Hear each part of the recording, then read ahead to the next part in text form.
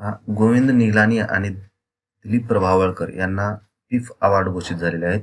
ते अवॉर्ड कशासाठी दिले जातात तर चित्रपट सृष्टीतील अद्वितीय योगदानासाठी हे पुरस्कार दिले जातात.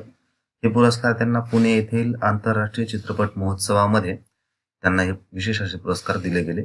त्याचबरोबर संगीतकार राम लक्ष्मण यांना SD Burman international award for creative music and sound या पुरस्कारानं सन्मानित करण्यात आलं. याचबरोबर आता हे पुणे आंतरराष्ट्रीय चित्रपट महोत्सवाचं कितवं वर्ष होतं तर ते होतं 17वं वर्ष. आता गोविंद निहलानी यांचे गाजलेले चित्रपट, नावाजलेले असे चित्रपट कोणते आहेत तर आक्रोश, अर्धसत्य, विजेता, तमस, द्रोहकाल आणि देव हे त्यांचे विशेष असे गाजलेले चित्रपट आहेत. त्याचबरोबर त्यांना भारत सरकारकडून पद्मश्री या पुरस्कारानं सुद्धा सन्मानित करण्यात आलं होतं. त्याचबरोबर त्यांनी ती आणि इतर या मराठी चित्रपटाचं दिग्दर्शन सुद्धा त्यांनी केलेलं आहे. दिलीप प्रभावळकर हे एक अभिनेते आणि लेखक, हिंदी आणि मराठीमध्ये यांनी काम केलेलं आहे. त्यांचा झपाटलेला, चौकट राजा, एक डाव भुताचा या चित्रपटांमध्ये त्यांनी महत्वाच्या अशा भूमिका बजावल्या आहेत. त्याचबरोबर त्यांचे जे अनुदिनी ही पुस्तक आहे, या अनुदिनी पुस्तकावर श्रीयुत गंगाधर टिपरे ही मालिका प्रेक्षकांच्या विशेष अशी पसंतीची ठरली होती.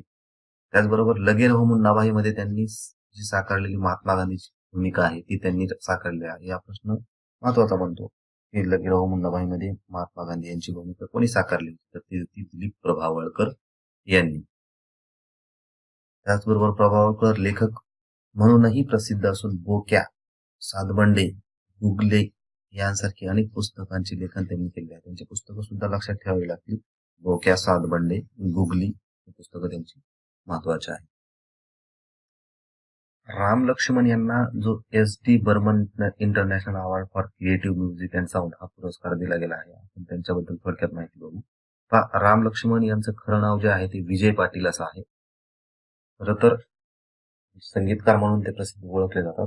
राम लक्ष्मण ही संगीत दिग्दर्शकांची जोडी होती. खरं तर त्यापैकी राम यांचे निधन 1976 मध्ये निधन झालं. त्यानंतरही लक्ष्मण यांनी राम लक्ष्मण कायम ठेवलं.